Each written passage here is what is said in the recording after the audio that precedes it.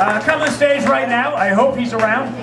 He is an award-winning playwright. He is an author and humorist. Give it up for the amazing Dylan Brody, everybody.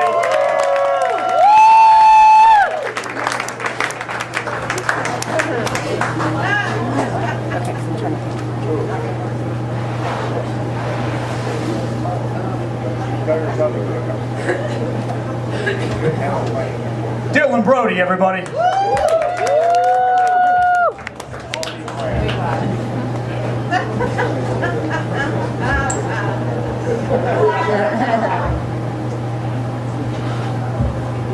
Good evening, ladies and gentlemen. I just went to the restroom. All I'm thinking now is, did I leave my fly open? Excuse me one moment.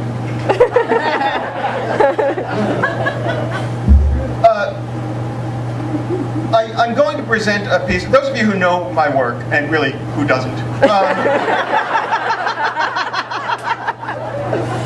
are aware that I have a long history in the theater and am an expert in the lost monologues. And I want to present one of the great lost monologues of the world theater later on. But before I get there, I'd like to explain how I came to know this particular piece. I had spent some time in rural Pennsylvania. And there was a powerful movement on at the time to spread the hand-making of quilts across the nation that was opposed vehemently by the Christian right, who felt that, in fact, this would taint our children's educations, that they felt that there was just a hideous drive toward the Amish agenda, that if we start with the quilting across the nation, next thing there would be an abolition of cars, and then people would be riding in wagons, and somehow, in the minds of the opponents to it, this led directly to people having sex with goats. So the Amish agenda was being heavily squelched at the time. And I was an important figure, to some degree, in this agenda, because here's the thing, I am not myself Amish. I don't know if you can tell this.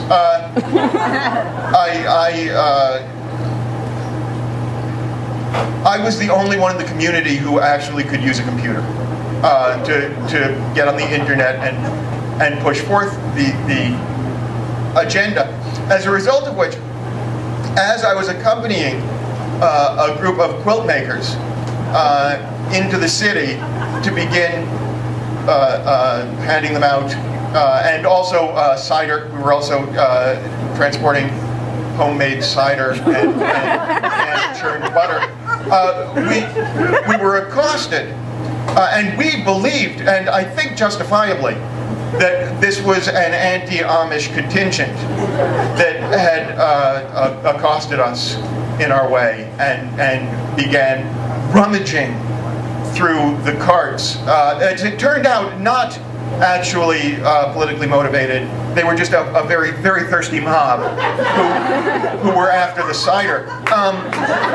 And so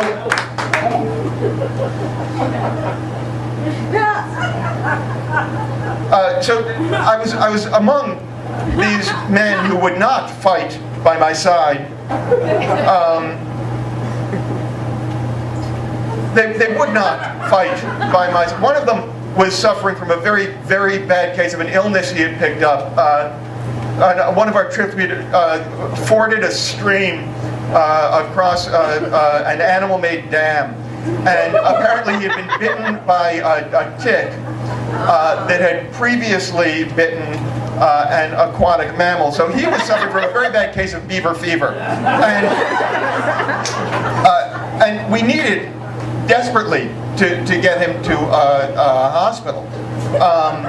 Because, first of all, he's got the beaver fever, and secondly, he's being brutally beaten by these cider-seeking, thirsty people.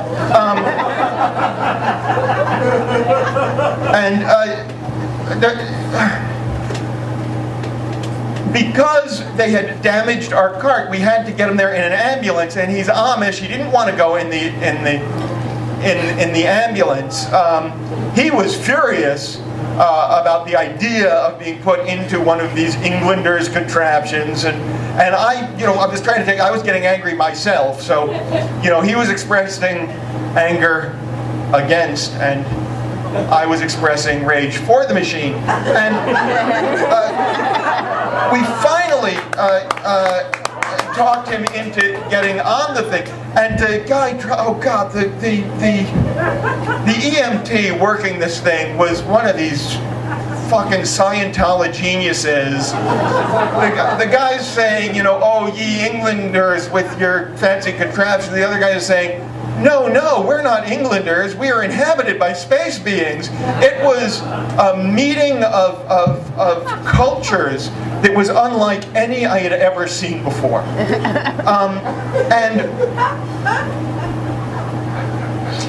And in watching this exchange, I was reminded of this monologue, which is the thing I wish to present for you this evening. It is one of the lost monologues from A Midsummer Night's Dream. Oh, God.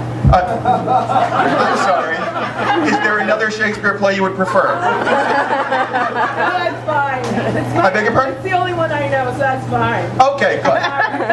You know what? I didn't really care. From Midsummer Night's Dream, Demetrius has been in love with Helena and has now found himself enchanted to love Hermia instead. And in Act 2, Scene 3, there was a monologue. You have to go back to England to see the folios, of course, but you can find the monologue that goes like this. I have, my love, known thee so little, yea, these many years that we have within proximity lived. I've wanted, yea, to touch thy face, to kiss thy neck, to feel thy breath against my ear, and yet thy father did keep us hence, for he did seek acquaintance limitation twixt us.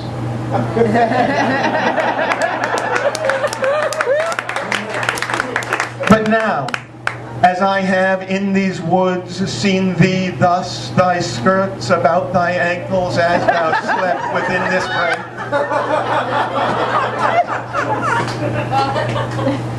I would put forth to thee that thou couldst take my hand, couldst fall for me, couldst live in love with me despite those differences between our families, between ourselves.